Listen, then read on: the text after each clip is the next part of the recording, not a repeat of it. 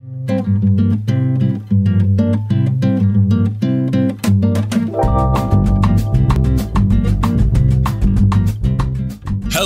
listeners, and welcome to Uber Cinco, the game show podcast where we deep dive top fives. I'm Nathan Hennefent, your host for today's show, in which our contestants will reveal and defend their top 5 iconic Hollywood sunglasses. That's right, folks. Strap on your day drinking shades because at least the next hour of your future is so bright. And in the den today is Mitch Brinkman. Say hey there, Mitch. Hey, what's up? My agent said I should be excited about this, so woo! All right, and Mitch is going to be taking on our special guest. This is a recent Iowa transplant, brewer extraordinaire. Find him on social media at the other Barn Town Brewer. He's a pit viper enthusiast, full-time husband, father, and redhead, Mr. Alex Lovinggood. Alex, welcome. How you doing, buddy? I'm doing quite well out here in Iowa. Thanks for having me. Awesome, awesome. And as I was just mentioning, Alex, you're a brewer at the Barn Town Brewer. Anything going on out there you'd like the listeners to know about? So just today, an hour ago, we started releasing a new beer called Black is Beautiful. It is a worldwide collective collaboration beer to help out and bring to the forefront of the issues that people of color and our minorities in this country are dealing with. So all of our proceeds of that beer are going to the Iowa chapter of the ACLU, and 1,000 breweries throughout the world are also donating to similar causes. So we are happy to be a part of it and very excited. That is excellent. That's amazing. That's great. Yeah, we will, wherever you are listening to or watching this podcast, we will plug the information into that so you can participate and help out those causes. So thank you, Alex, for sharing that with us. All right, if this is your first time in the Uber Cinco Den, let's wake you out of hibernation with a quick rundown of the rules. Each player in the den has spent time with today's topic, arranging their top 5 answers in order of importance. Those answers have been submitted to the host who will moderate the game, awarding points to the player with the most poignant answer. Starting with their number 5 choice, we will move up the ranks until we reach each of their top answers. But if both contestants happen to have the same answer on their list, well, we have an Uber standout. You will hear the official Uber Cinco siren, and both players must reveal their answer and what number they ranked their submission. An Uber stare down is all or nothing, with one player earning 3 points. After all answers have been read, the host will reveal the final score. All right, and of course, as the host, I'm entitled to institute a house rule for today's game, which is, if you expect to kiss on the first date, be ready to pay for the appetizer. Keep that in mind, boys.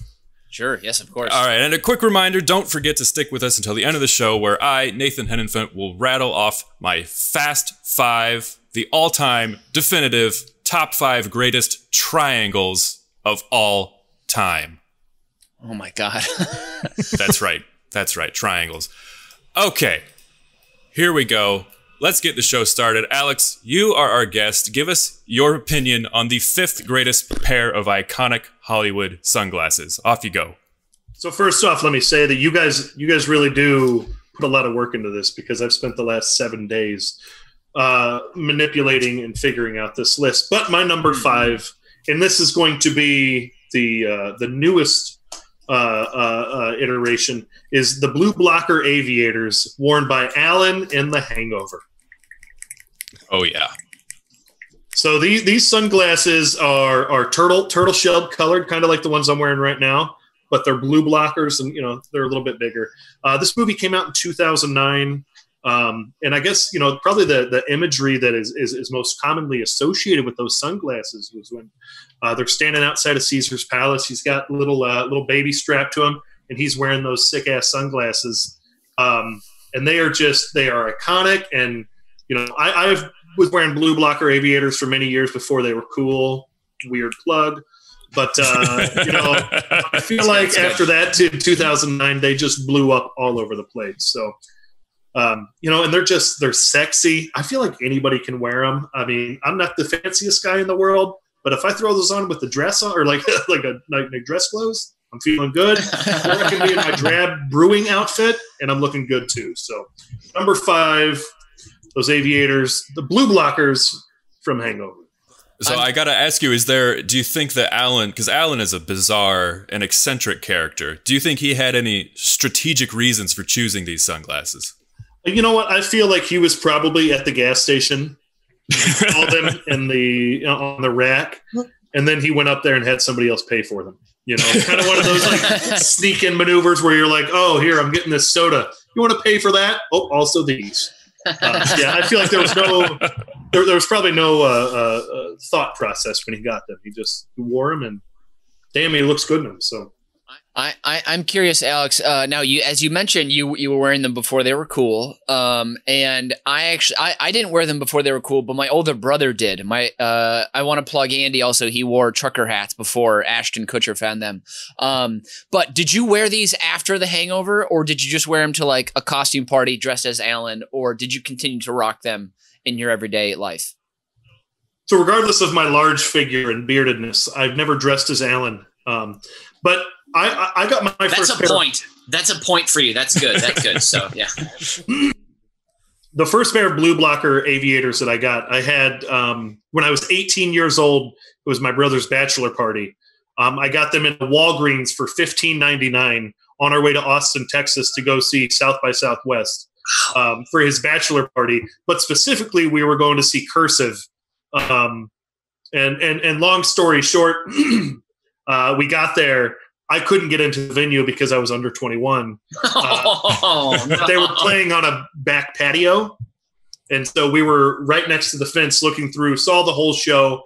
The lead singer and guitar player said, you know what? You guys that are inside here, you paid money to see her because it's South by Southwest. Gave him all the middle finger, and then he disconnected and came out with me and my brother and our buddy Caleb and rocked and let us sing into the microphone while I was wearing those blue blockers. Oh my God. So, these are some powerful shades. Yeah. So I feel like it may have been the blue blockers that started that because it was an afternoon show. You know, it was like 4 or 5 p.m. So it was still good. Yeah. I just had this feeling like the next presidential episode we need to bring Lovinggood back on, and he'll be like, oh yeah, I brewed a beer in like 2012, and then Obama showed up at the back door, and we had 3 beers together, and then we shot hoops for a couple hours. You know, it just feels like you've got those stories ready and just like in the barrel. Can't talk about Obama, but Pritzker and I have shared pints before, so. Oh. Boy, and my flex felt cool at the beginning, and now you just holy shit. I like sunglasses.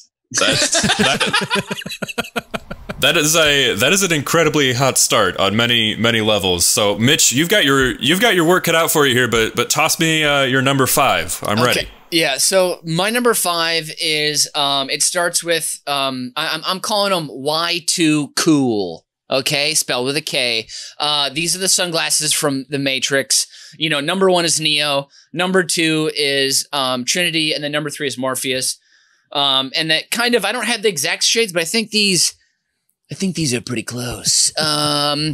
But for the listeners at home who can't see the video, I believe those are the Neo-esque ones you're talking about there. Yeah, kind of reminiscent of the 1971 Ray-Ban Ballarama, I believe. It's what Eastwood wore in Dirty Harry. But these were updated, thinner from top to bottom, more ovular, if you will. And in my opinion, this started like a strange little chunk of sunglass history that is starting to come back now, mainly only as I've seen with females, but with really kind of surreal, those like weird, small, kind of squinty sunglasses. And of course, Morpheus, the ones that just clip to your nose. And those were very influential on your host for today, because I actually, when I was 16 years old, when the second Matrix came out, spring of 2003, I ordered a pair of those, and I had that. They came in a very special little case, and you pick them out very delicately, and you clip them on your nose, and they don't have anything attached to your ears. And I thought that was the greatest thing I'd ever seen in my life. But I'm 6'3". I was 6'3" even as a 16-year-old. Yeah. And so my head is a little larger than the average one-size-fits-all thing. So these things, first of all, they barely covered my eyes. And the first time I went to wear them, I was going to a track meet. And so I had them on thinking I was the coolest guy ever, which I obviously wasn't. But they didn't quite fit, and the clip was not designed for a septum the size of mine. And after about 30 minutes, I got a nosebleed. So what you're saying is you looked exactly like Morpheus when he's sitting in the chair and the windows are busted and he's just about to be saved by Neo. You know, blood coming out. Okay. Yeah, Morpheus at his most vulnerable was what I ended up looking like, as opposed to the Morpheus doing a scorpion kick on the top of a moving semi.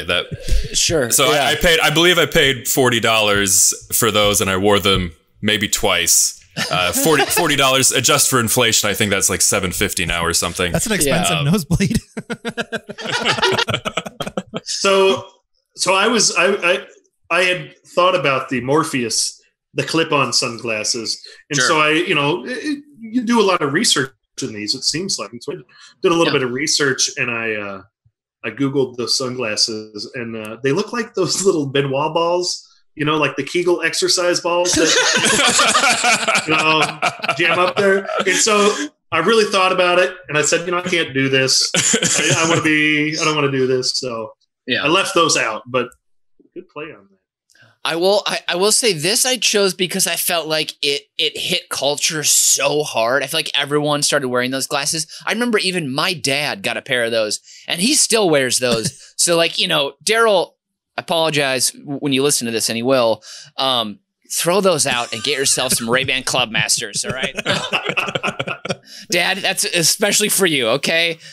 Those were great at one point. Okay. But I just feel like it hit so hard, like the all black, like the greased down hair, which I feel like kind of, it went from cool guys and now it's still kind of there maybe in the, I don't know, tech industry. Maybe even that's a horrible, misnomer to throw out there.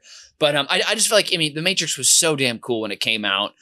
Matrix 1 blew everyone's goddamn gourds out the top of their skulls. What was that now? 20, 21 years ago? 99, the first 99? one. Okay, so 21 years, yeah. Yeah.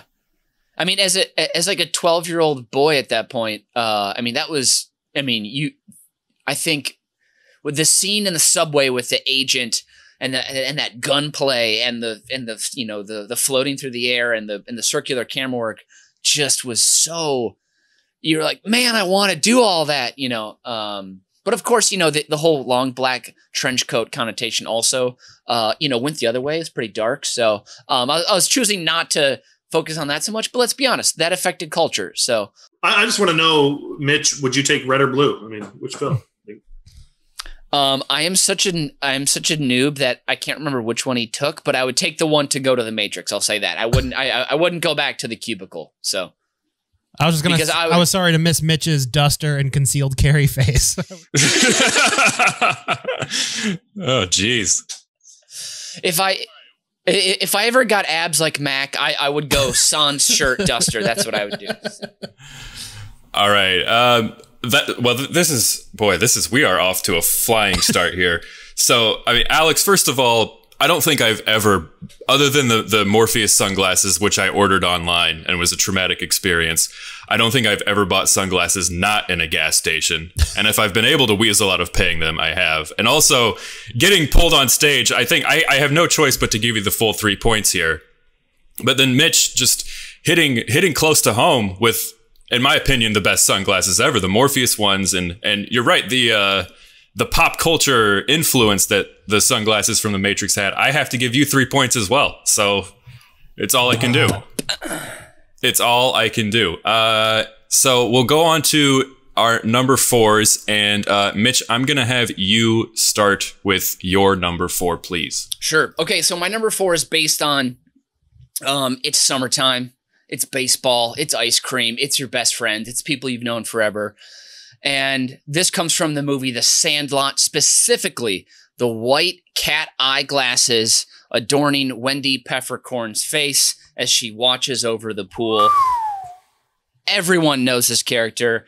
The white contrasting with the red lipstick, the red swimsuit, the honey blonde hair, the tanned and bronze skin, and then, of course, the titular scene, thank you very much, where Squint pretends to drown and she saves him.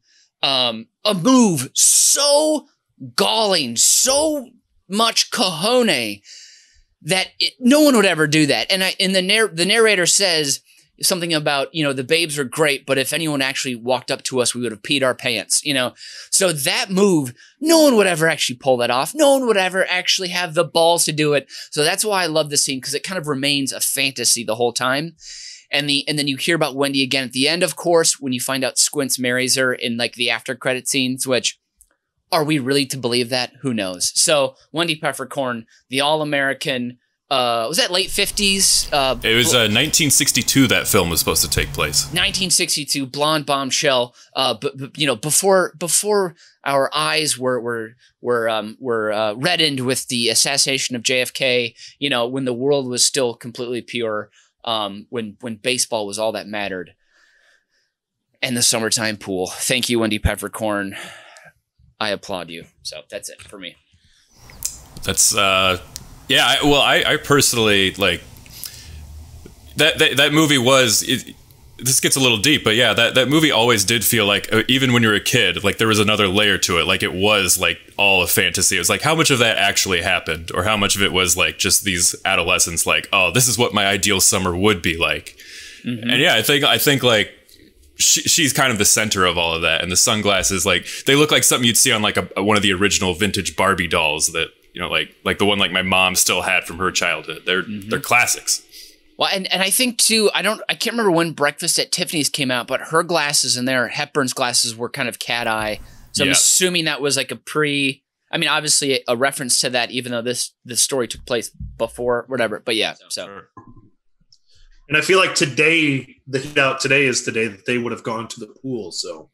Oh yeah. It's so hot, what's the line where he says, "My mama's titties are sweating through her bra" or something like that? I don't know. Whatever it was, today's the day that would happen. Good call on that. Oh, yeah. She knows exactly what she's doing.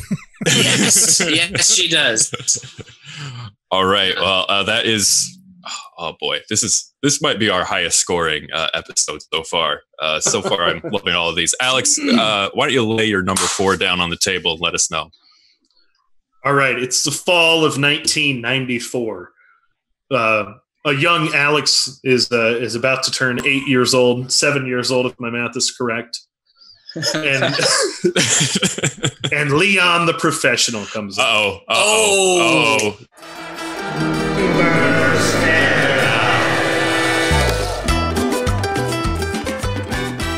Did it happen? Yes. It happened. Stare into the camera. Let's do it. Is this a stare down? We have an Uber stare down. All right, the sunglasses are off. All right, so you've got Leon from The Professional as your number 4. Mitch, I believe you've got him as your number 2. Whoa! So, Alex, as it is your turn, why don't you continue? Let us know what about these diminutive shades turns you on so much. Okay. Shit, this is... Now that it's an Uber stare down, I have to really think about this. Yeah. So Leon the Professional, I probably saw this movie for the first time, in my teen years, so 2000, early 2000, sometime around then. And I remember going, man, Natalie Portman, that gal is attractive. And then seeing her again, of course, and Star Wars Episode 1, which is for another time, but probably the best cinematic movie ever.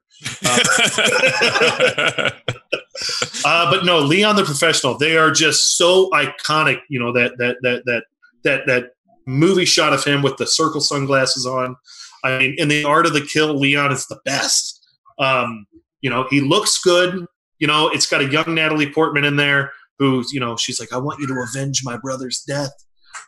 Just the fight scenes. He looks good in them. I'm trying to remember back. I tried to sneak some clips here and there. I don't think they ever fall off when he's wearing them. So they're on his head the whole time. And then, of course, sidebar, one of my favorite scenes in cinema, if not favorite, probably top 5, is when Gary Oldman says, "Bring me everyone." And the guy goes, "What do you mean by everyone?" And he goes, "Everyone!" And he's like real teethy about it too. Everyone! It's just really, really good movie. The sunglasses are awesome. I tried to look up what brand they were, and it seems like a lot of companies have made Yeah, a lot of imitations out there. Yeah. But unlike some of the sunglasses in this, those aren't a brand. Those are just his sunglasses. So.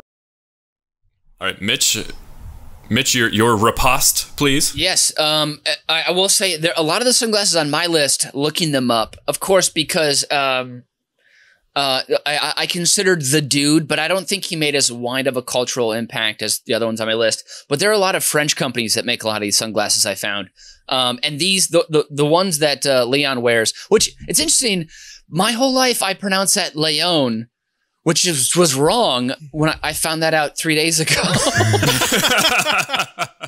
When I watched the trailer and said, in the great 90s trailer voice, Leon is the ¡1 New York assassin, or whatever, when you're like, just show us the footage and we'll get what the story is. But these circular glasses, I love how the, what's the name for the bars that go back to the ears? What are those called? The ear bars. The ear bars. Thank you very much. Yes. The ear bars are lower than where like the middle radius. They're below the equator of the circular sunglasses. Thank you very much. That's lenses, what I was thinking. Below the equator of the lenses. Correct. Thank you very much for the science. And in this also, I love that the lenses the frames are clear in this movie. And of course, the beanie, you have to have the beanie with this look. Perched up top, especially if you are losing your hair, like Jean Reno was. And then I love, of course, how Natalie Portman emulates him. She finds out what he is. She asks, what do you do? And he says, a cleaner. And she goes, yeah. And then she's like, oh, so you kill? And he's like, huh? And she's like, no, it's cool. I'm with it. The hit from the top of the building in Central Park, or attempted hit, I can't remember now exactly what it was. There's some shady things here, but great film. The hit in the elevator where he's attached to the ceiling is incredible. Him shooting through the door with the gun with the big powerful. Is it a Desert Eagle? It may have been. I don't think it was a Desert Eagle. I think it was just a really cool looking silencer on top. Oh, it was. Okay. You're the concealed carry expert, so you tell us. Yeah. And I also, what was interesting to me was in this film, because at some point doesn't she emulates him and he is her hero, but at some point she kind of like turns it into like almost a misguided love, right? Isn't where she's like trying to become the object of his affection for a bit.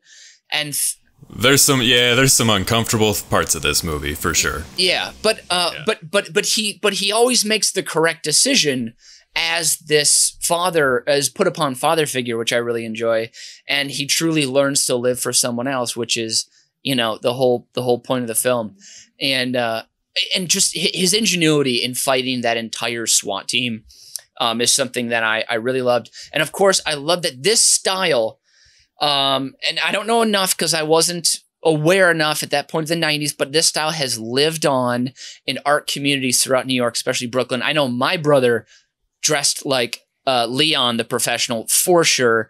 Shout out to Andy if you're listening as well. He might be. So better be, sorry. Jesus. Also, Bandit the cat. How are you? Meow.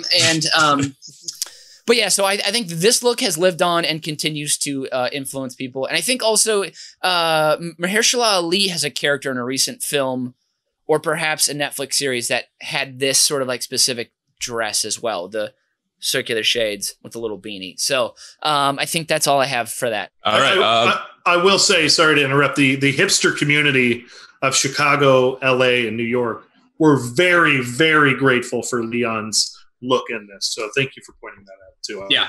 I definitely glassed over that. So I think also just for Nathan to consider in the stare down today, I shaved for the podcast. So I don't know.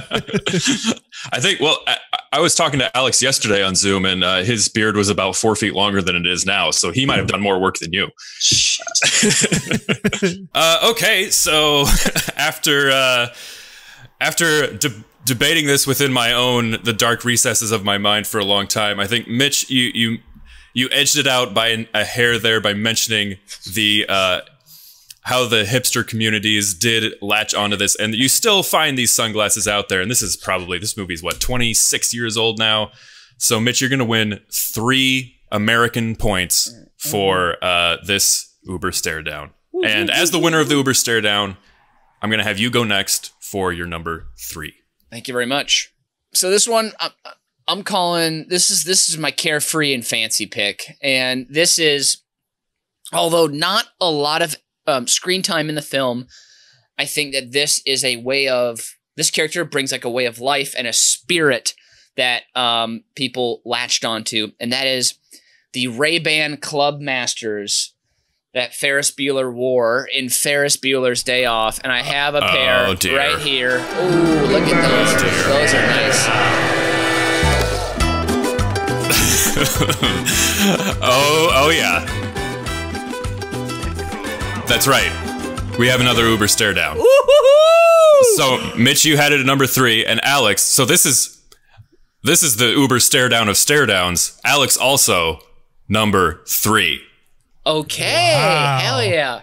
All right, but Mitch, it's your turn. So you have the right, honor, and privilege to go first. So continue your defense of Ferris Bueller's Ray-Bans. Okay, so the Club Masters. Let me just for people at home, the Club Master is a play off the classic Wayfarer. Okay, and but the Club Master has a brow line sort of accoutrement here with the sort of wood paneling, if you will, or the tortoise shell that goes across the top, and if you're lucky, a little gold bar, of course, that connects the gold rims, and these in Ferris Bueller were worn when he is impersonating Sloane's father, and of course he's rocking them in the Ferrari.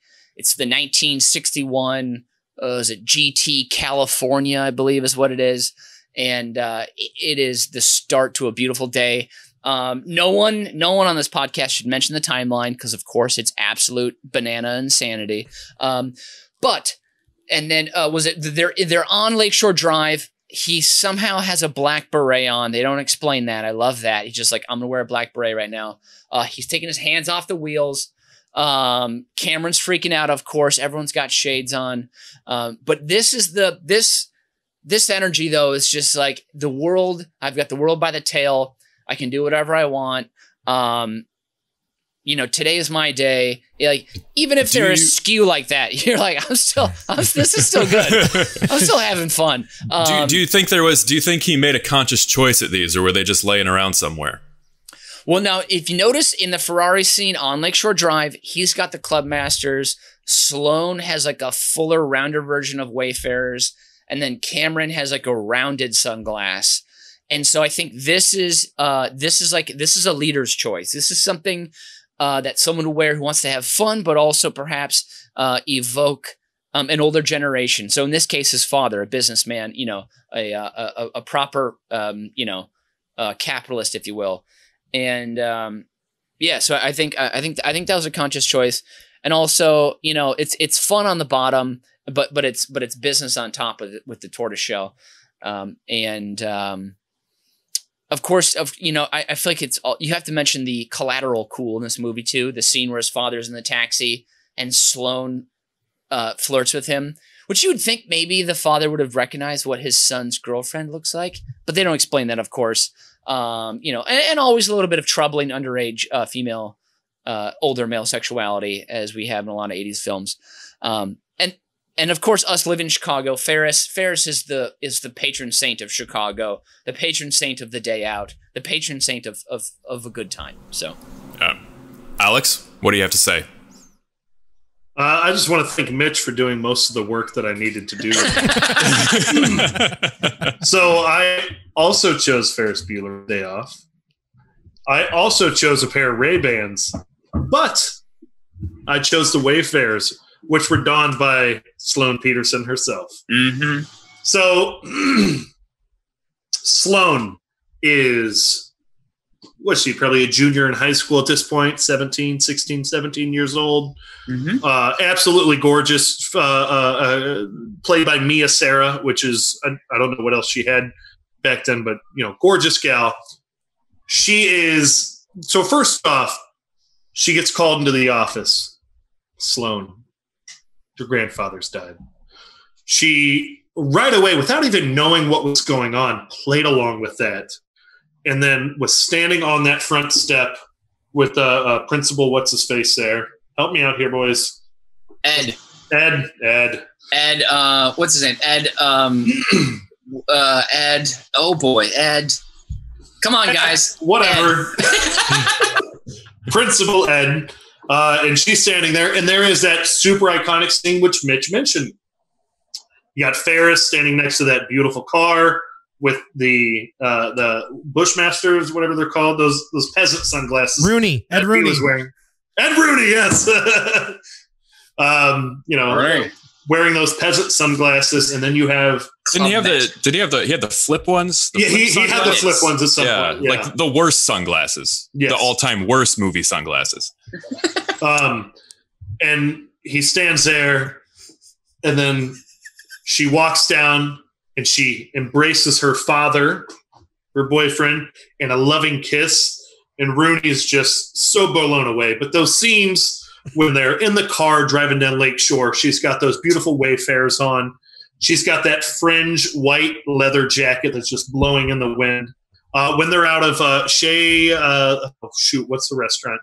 Chez Louis, standing there. And then, like I said, thank you, Mitch.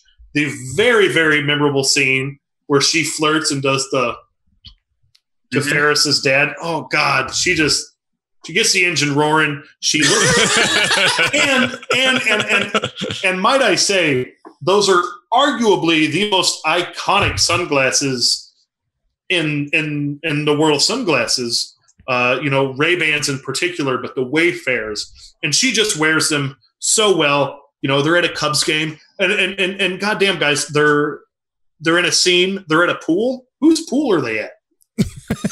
Cameron falls off a diving board backwards in a chair. Whose pool is that? We don't know, but we know that Sloane looks good in it. She is that long, light brown hair of hers. She looks good. She can obviously play along and hang with her boyfriend, who is this very outgoing Ferris Bueller. So Sloane Peterson, Ray-Ban Wayfarers, number 3. All right, this is tough. We went from the driver's seat to who is riding shotgun. This is as close as it gets, but I think the contrast of Sloane going from, I don't know how she had the wherewithal to play along with the dead grandparent thing. Maybe all of her grandparents were already dead. That would be a good way to play it. But the contrast between the worst sunglasses of all time to the classic Wayfarers.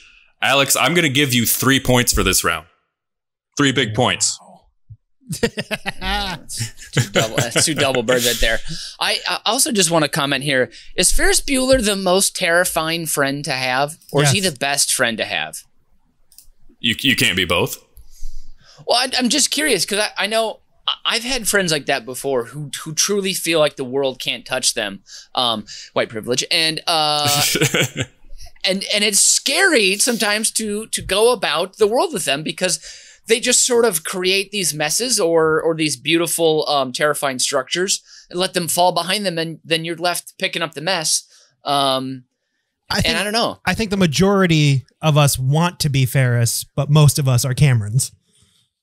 Yeah. So I would identify anxiety-ridden, but I think that's Brian. That's a great clause or a take there. But I would actually identify more as a Sloane Peterson because I was never the one that was like, "Let's go burn the world down." But I was never the one. I never said no. I was like, "Sounds like a good time. Sign me up." Yeah. Also, side note, Ferris Bueller takes place in North Chicago in the suburbs. My now wife is from that area. So my in-laws live right behind the Save Ferris water tower. So every couple of years, the town of Northbrook throws up Save Ferris, and you can see it from their backyard. It's only a few blocks away. It's pretty cool. That's awesome. That is awesome. Gosh, wow.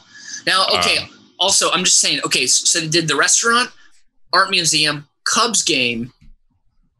What else? Parade. Yep. Parade. Somebody's pool. Stop in the hot tub and pool.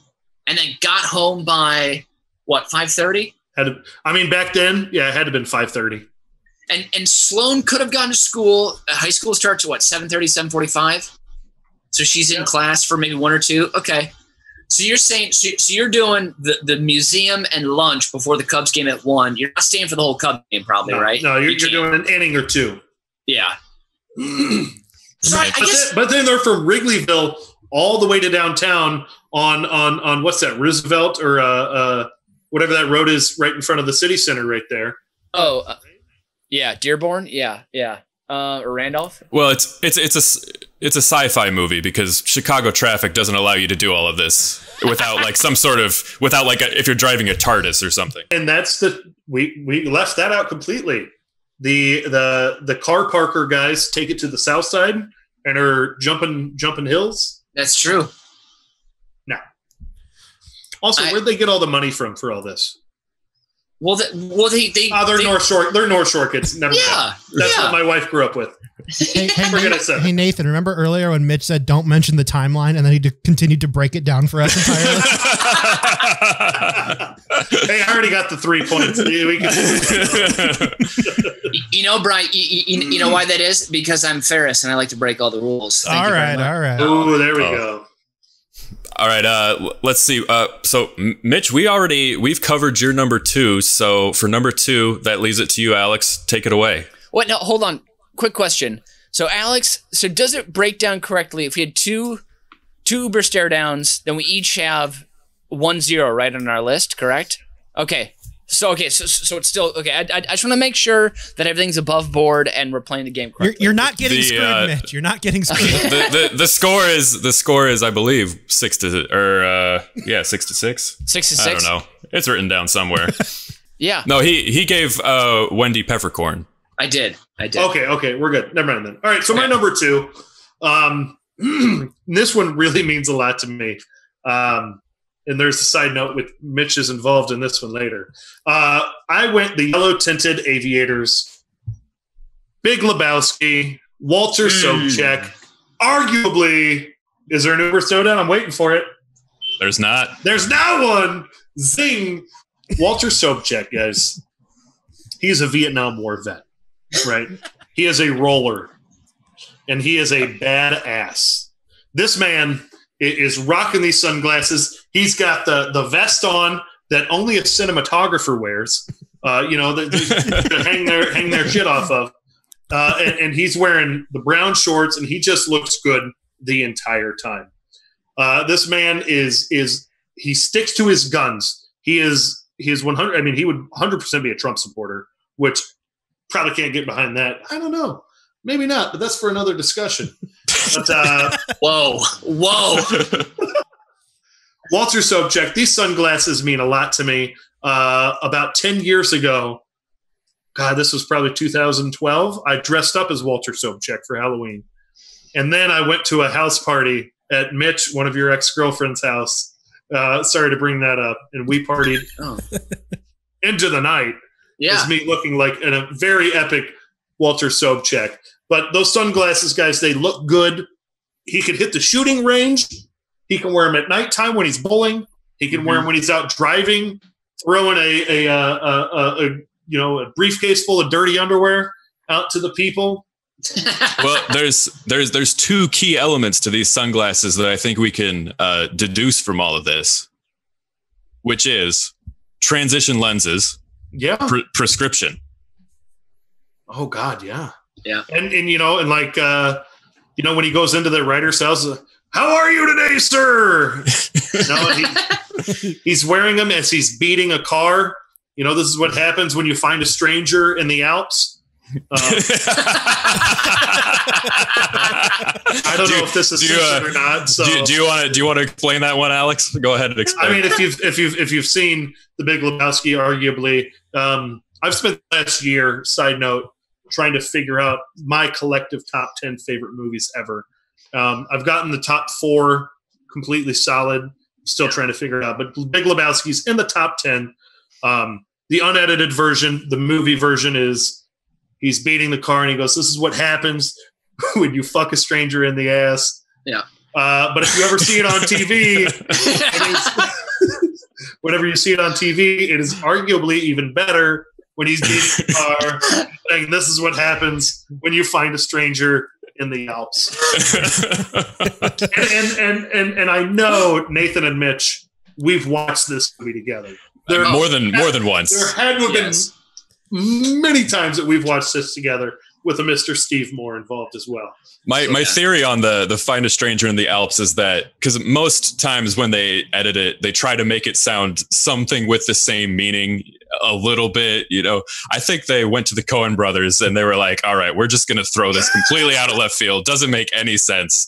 Like that's like just another layer, another joke put in the movie. I think I'd almost prefer to hear that rather than the unpleasant fuck a stranger in the ass. Because I've never been to the Alps. I've never found a stranger there. I don't know what happens. Maybe it's pretty dark. I don't know. But to go back to these sunglasses, I decided to be Walter Sobchak for Halloween one year. And Mitch, I don't know if you remember this, but this was like 10 years ago. Mm-hmm. I went to Belmont. And now this is for the listeners that aren't in Chicago. This is not going to pertain to you, but I went to Belmont Army Navy. You guys remember that spot? Belmont Army Surplus. Army Surplus, sorry. Yes. Oh, yes. And I found a pair of yellow tinted, gold rimmed, wrap around the ear Aviators, and I bought those for about $40 or $50. Mm-hmm. And that was the pinnacle of my Halloween costume that year. But they are just such iconic sunglasses. So many other people wear them in other movies. The Aviators alone. I mean, I don't want to. He's not in my mind, but Top Gun, right there. Those beautiful Aviators, and Walter Sobchak. Being the loner and being the individual that he is, had to go with the yellow tint on those so that he could wear them daily. Well, and another thing I love about the yellow glasses, the fact that, of course, he's a veteran, but he's also he's just a big old pushover teddy bear too. He'll take care of his ex-wife and Marty's dog when they're away in Hawaii. He will scatter the ashes. He will happily scatter the ashes. He might not do it well, but he will scatter the ashes. Well, he delivers a touching eulogy. He does. From Pismo to Londoc to Hill 344 or whatever, And so really he's a moving guy, but also my favorite part about Walter is that he loves justice. Yeah. And Smokey is trying to fudge the rules, and Smokey shouldn't fudge the rules. And it is league play. League play, it counts, and there's a record, and it accumulates. So, well, that's true. Scoring is important, as you would expect. You would expect somebody at the scoreboard to be paying close attention, just Correct. like I was earlier. Mm-hmm. Exactly. but I am. I mean, Alex, I think you just what you've done here today is really just been playing to your host's personal preferences and also bringing up the greatest censorship line ever, "Find a stranger in the Alps." I'm giving you another 3 points. I can't help it. I got to do it. Wow. Boom. I just saw the sadness leave Mitch's eyes, like just boom. You are today's Smokey, Nathan. You're trying to change the rules. You're just taking the points where you want to take them. You've got hair. You've got hair that goes past your shoulders. Do we roll on the Shabbos or what's happening? I don't know. This is Shabbos, isn't it? Oh, actually, we got to shut this thing down, boys. We made a terrible mistake. We'll take 2 tomorrow. Yeah. Okay. Well, let's go over to our number ones. And Mitch, why don't you chime in here with good old number one? Okay. Nathan, is this going to be a stare down? Just let me know right now. It is not. Oh, interesting. Wow. Okay. Then I have won this game spiritually. So I'm going to put back on the Ray-Ban Club Masters here because I'm introducing the number one, the Alpha, the Omega, the Zama, the Gamma, the Hotel, the Charlie, the Delta, every single point of the universe, all points to this one man. I don't know if that's Scientology, but it sounds like it. Tom Cruise, the market mover, the one who set the agenda in the 80s. I'm not even going with one character here because he has so many movies in the 80s that kicked ass. Ray-Ban literally came back from the dead because of Top Gun. And guess what? Ray-Ban Aviators isn't even what he wore in Top Gun. It was American Optical. Didn't effing matter. Ray-Ban still capitalized on that. But the first movie of the 80s that he was a obviously star for, Risky Business, he wore the classic Wayfarer, which this is similar, of course, the Club Masters, as you know, but I mentioned the differences earlier. And you know, you got Days of Thunder. He wore some a chunkier Wayfarer in there. Of course, you've got Cocktail. He's down in the tropics. He's wearing some sunglasses there, and he actually also does move on to sort of the Men in Black style-esque Dirty Harry Ray-Bans for, I believe, is Mission Impossible 1 and 2. He wears something in that nature. But Tom Cruise, you can't fuck with him. The man looks great in sunglasses. He rides motorcycles. He flies planes. He flies helicopters. Does he kill guys in the movie? No, Mission Impossible, he does kill guys. But it's just, you know, he's got the need. He's got the need for motherfucking speed. Okay. So that's it. Tom Cruise, I don't think I have to say much more. He's a mountain of a man, even though he would be the shortest mountain on record in the world. So. I think that, I don't know if any other, like the sales of Aviators probably has last still to this day because of Top Gun. 100%. Right? Like that's because where it all originates from. Yes. Yeah. Yep. That's where it comes from. Can I tell you guys a Top Gun story real quick? Please. Are we going to allow this? So I was in northern Wisconsin 2 years ago in my buddy Brandon's RV, and we were drinking a little bit of alcohol that day. Okay, sure. May have been a little bit of other substances involved in the whole situation. Regardless, Brandon is known for taking naps throughout the day. So he went to bed about 3 p.m. And at this point in the evening, it's about midnight. Brandon is still asleep on his RV bed. And in RVs, most of the doors are slides. And we're listening to good music. And then, Danger Zone comes on, and it's midnight. And we're like, fuck yeah, we love this movie. Brandon literally, like, Kool-Aid Man through the door, ripped that bitch over, and he was just like, I fucking love this song.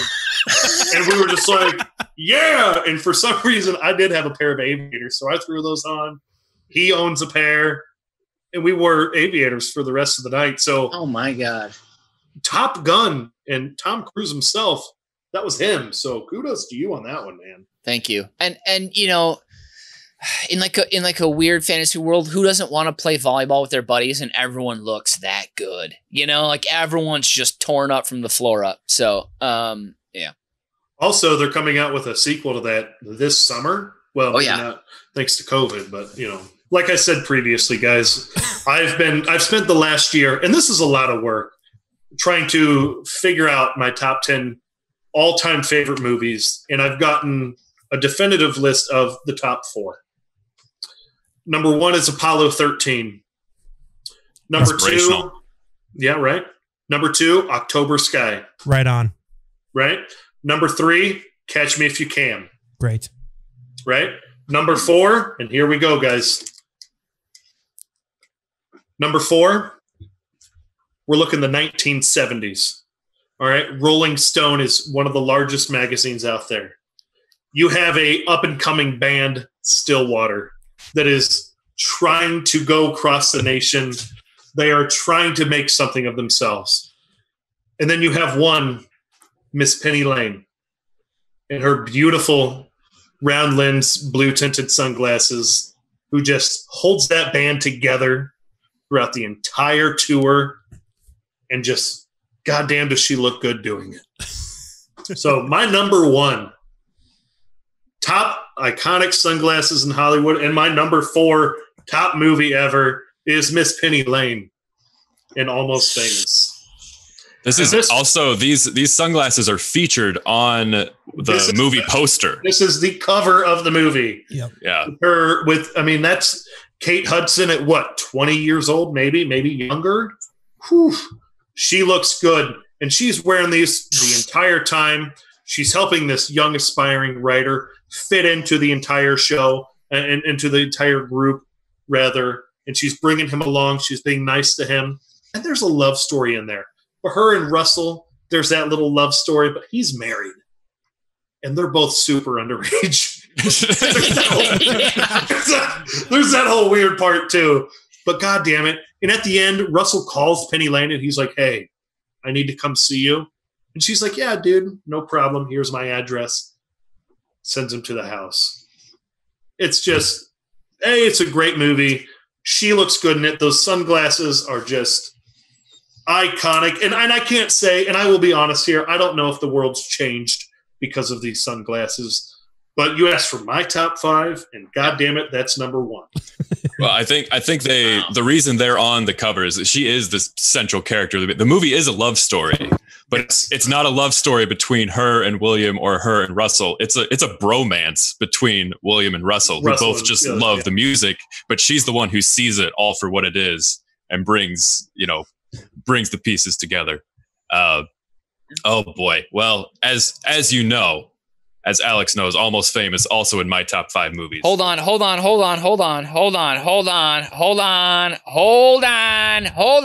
the bus. Hold on. Sorry. Dad's got to come in here and say a little something quick. Hold on here. Nathan, you didn't tell me your friends were going to come over tonight. Okay, you didn't mention anything. You got all these boys coming over making a ruckus. And I heard you guys rented Almost Famous, and I read in the paper that there's a young boy who goes out on the road with no parental guidance. So I don't know. It seems like a pretty bad idea. Seems like you guys could get some wrong ideas from this film. So I don't know. I deign you to think about that, just a couple times before you go on there. So yeah. I agree. Mom, William's mom. Hold on. Whoa. You do not use those cuss words in my house, there, young gentleman. All right, guys, I'm sorry. I interrupted the kerfuffle. I'll let you boys hang out. If you guys need more beer, let me know. Okay. All right. See you later. Oh, God. And I can't believe I forgot. Sorry. William's mother, Frances McDermott, great college professor. I had to look it up here. I apologize. I forgot the name there. But, and she's also obviously, is it Joel? No, Joel Cohen? No, Ethan Cohen's? One of the Cohen brothers' partner. Yeah. She's of course a living legend. So I'll give you points for that. So there's some other great sunglasses in Almost Famous. There's the scene where they first walk to the airplane, which Alex, I noticed all of your top movies seem to have some sort of aviation theme to them in a lot of ways. Mm-hmm. I'm a big Tom Hanks fan. So good. If you look through all of them, Tom Hanks runs pretty solid. So there's Jimmy Fallon wears a pair of sunglasses in this movie too, and I love Jimmy Fallon in this movie because he looks exactly like my dad did in the late 70s, like exactly. It's uncanny. But anyway, oh boy, oh dear, oh goodness me. Nathan, if you do need time to tally scores or whatever, we can do what we did last week. Well, actually, I think we do need to give him some time because in a callback to our Rotten Tomatoes episode, and since you were a concerned father not too long ago, I found the Common Sense Media What Parents Need to Know About Almost Famous. I was going to ask. What parents need to know about Almost Famous. Yes. Parents need to know that a teen girl in Almost Famous attempts suicide. Some moderate expletives, including fuck, shit, dick, and pussy.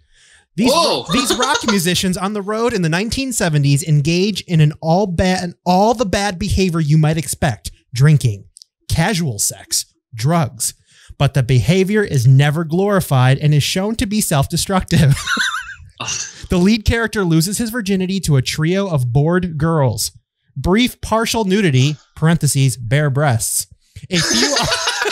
A few arguments lead to mild brawls among friends. A fight becomes so turbulent that all the passengers fear they are going to die. A character seriously considers having sex with a woman who is unconscious. Whoa. First off, No, he does not ever consider having sex with her. William is a stand-up guy, like men should be. Yes. And takes care of her the whole time. Correct. Yeah, he saves her life. Yes. Yeah. Well, the other guys were talking to Bob fucking Dylan, if you remember the line. Jesus.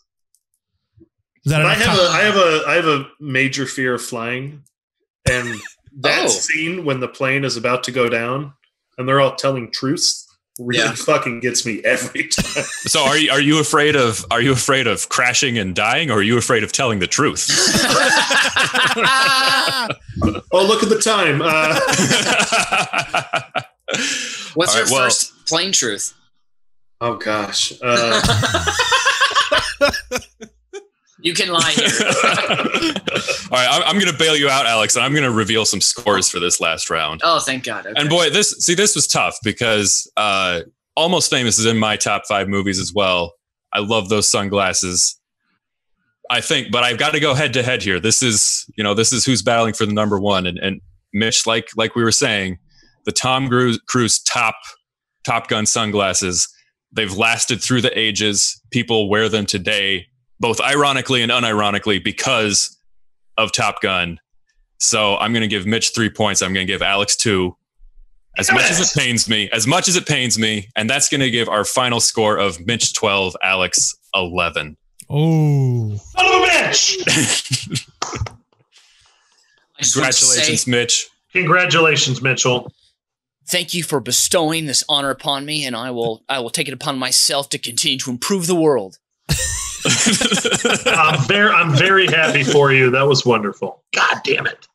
Oh yeah, thanks, boy. When I got your list before the show, I was just chomping at the bit because this was great selections at every single one. This was been looking forward to this one, and you boys did not let me down. Well, thank you. I during this, I wrote my list of things like right off the top of my brain. I was like, oh, these are the movies that I remember sunglasses in and things I enjoyed.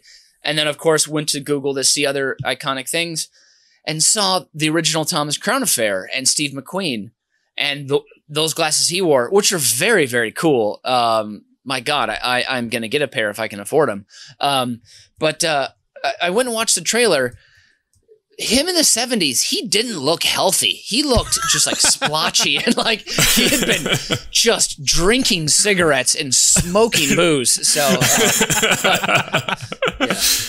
yeah, maybe slightly past his absolute peak, but I think maybe that's where the shades came from, was to just hide the bloodshot eyes, which that would have they probably saved the whole movie. Yeah, really. But a good honorable mention there. So I thought about off the top of my head what I had, and then I also did some research, and Lolita came up. You guys remember if she was wearing the heart-shaped sunglasses? Yeah. And then I dug back and did a little research, and that is about a 50 to 60-year-old college professor who is attracted to a 14-year-old Hennefent is what they called her. So I decided to leave that one out. So. Yeah, we already pushed the envelope with the underage groupies of the sunglasses are the sunglasses are amazing. It was heart shaped, but they couldn't make the top 5. I think we can all agree there were some troubling age norms in previous Hollywood. So 100%. Yeah. All right, well, I guess that wraps up our sunglasses game. Congratulations again, Mitch. And that means it's time for my Fast 5. So, boys, are you ready for me to tell you the top 5 greatest triangles of all time? Born ready. Give it to my ears. Give it to my ears. Plug them in. Number 5, the yield sign. This triangle indicates that you may have to stop, but you may not. You might be able to keep going, and it's all at your discretion. Don't you just love that sense of empowerment? All right, number 4, the Great Pyramid of Giza. So in a strict mathematical sense, a pyramid is a completely different structure from a triangle. And I've never been there, but I bet if you stand at the right angle, it looks like a triangle, and I bet it's pretty big.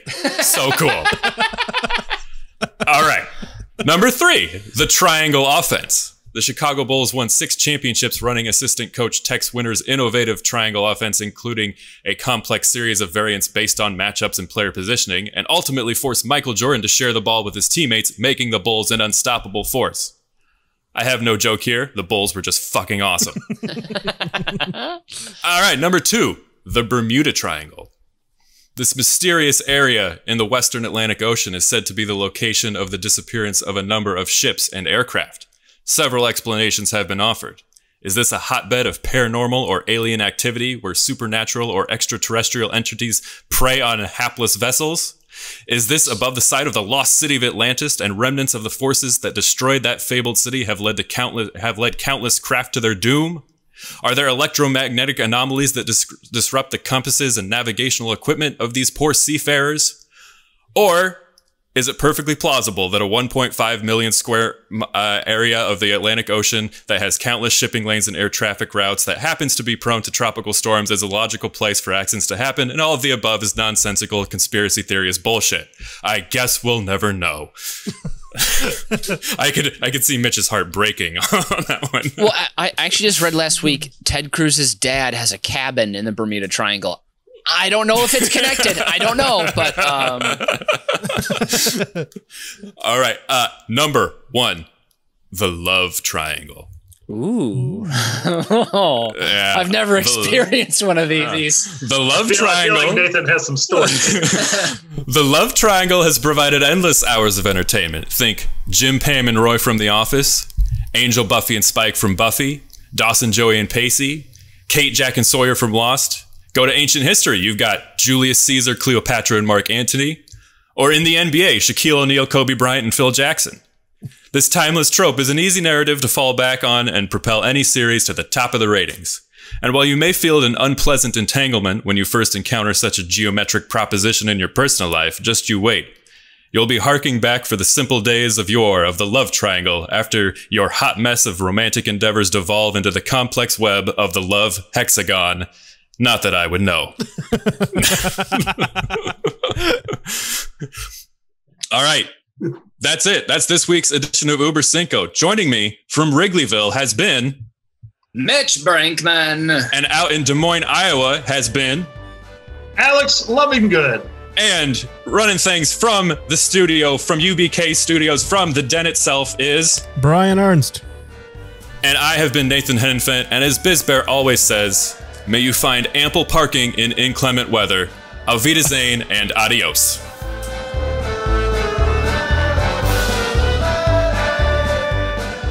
You've just listened to Uber Cinco, a production of UBK Studios. Subscribe to the show on Apple Podcasts, Spotify, Stitcher, or wherever you get your fine podcasts from. If you like what you hear and want to support the show, please visit our Patreon site at patreon.com/UBK Studios. Every little bit helps us keep the lights on and the bill collectors at bay. Keep tabs on us on all the social media at UBK Studios, and most importantly, subscribe to our YouTube channel so you can see that we really are just a bunch of good Midwestern boys.